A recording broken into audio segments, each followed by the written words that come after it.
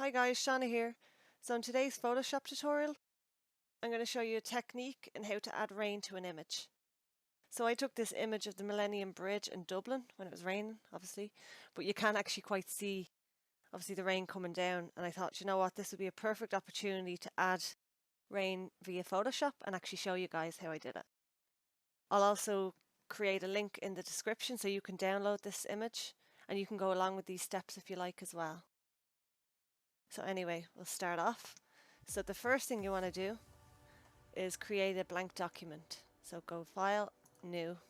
We'll go for, say, the print and A4 and go Create.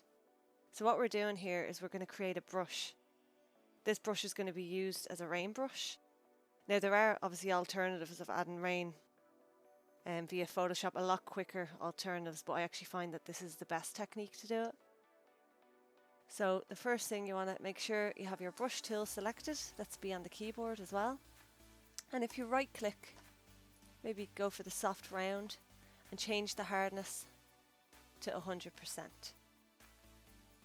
And then you want to change this color here to black. So what I'm going to do is start just do small little specks here. Don't do them too big. Like that would probably be too big. You can kind of see now why. But when they're too big, it looks a bit odd. And you want to obviously change the size each time you kind of dab down. And make sure they're kind of well spaced out. And you can change the size if you want with the square brackets. You can use the right square bracket, which is beside your enter key. That's to increase the brush size. Or you can use the left square bracket to decrease. So I'll just do a few random ones here.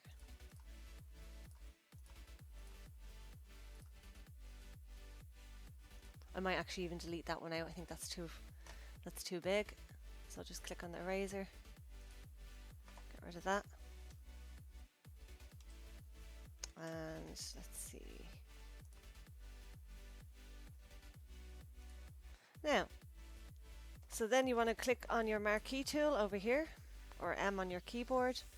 We're going to select this pattern and go to Edit and click on Define Brush Preset. And we're going to call this Rain Brush. And then press OK. So look, you can see we're after creating a brush, but you still have to do some more tweaks for it to be effective.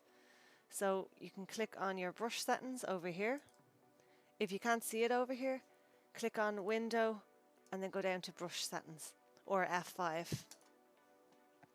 And we're going to change the Shape Dynamics. You can see there's a few different options here. So we'll click on Shape Dynamics and the size jitter I'll change to 20 and the angle jitter I'll change to 35. And then we'll go down to scattering. And yeah, we want to have it quite wide. Let's see. To about 220%. Count, we're not gonna change that because it ends up being too noisy, the brush. So we'll leave the count at 1. So now with that done, we'll go back to our image. Click on this tab here and create a new layer, which you can click on this plus sign here, or you can go Control Shift and N for the keyboard shortcut, and you can call this Rain. And then change this color here to white, and we're going to literally just paint on top of it. Now you don't really want to go over twice. You want to be really careful, because if I start doing loads, it'll end up making a really, really noisy rain image. So I'd say go over kind of once, quite lightly. And then we're going to convert this to a smart object. So you want to right click on that and go Convert to Smart Object. And then we'll go up to Filter, Blur, and Motion Blur. And the angle you can change. I actually quite like it at a slight angle, kind of coming in towards the girl with the umbrella. That looks quite good. And then you can change the distance. Now obviously that looks more like snow there.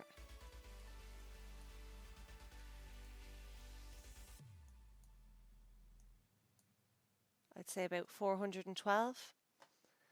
Press OK. And you'll see, actually, you can see that motion blur. You can go back in if you don't like it, if you change your mind. That's why I converted it to a smart object. If I didn't convert it to a smart object, you wouldn't be able to go back after you've done the action. So it's really handy to obviously convert to smart object.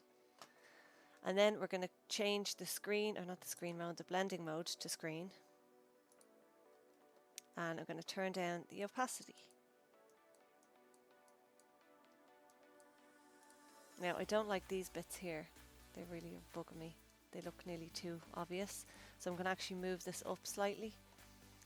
So we want to click on this here, V, move tool, and just use your arrow keys. You just kind of put it up a bit, just to cover that. Press enter. But I'm not quite done with this. I'd like to add a bit more rain kind of particles, ones that are less kind of big, so more of a light rain, just so it looks a bit less consistent than too neat. It looks too neat nearly at the moment. So I'm going to be doing the same step again, but I'm going to make the brush obviously a smaller size. So we'll create another layer and we'll call this Rain 2. And then obviously with our brush, B on the keyboard, we're going to decrease the size of this brush and paint again. So to decrease it, you can either right click and obviously click on this lever here to decrease, or you can use your left and right square brackets. So obviously it'd be the left bracket to decrease. That's beside the enter key in case you're looking. And then we'll literally just put a few here. Even like that. And then we'll right click, convert to smart object. And then we'll go to filter, blur, and motion blur again. And keep at the same angle, which is 78. We'll change the distance. So it kind of depends on how much rain you want to add, whether it's like really heavy rain or light. It's kind of like your own preference when you're doing this. What you kind of like the best.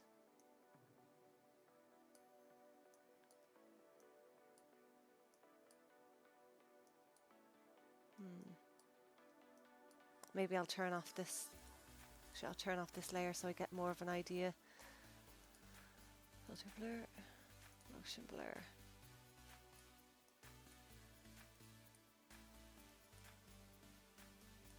See, look, when I go way up, that looks too neat.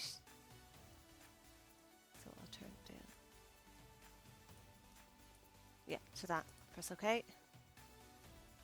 And we'll change the blending mode to screen as well. So we're practically done.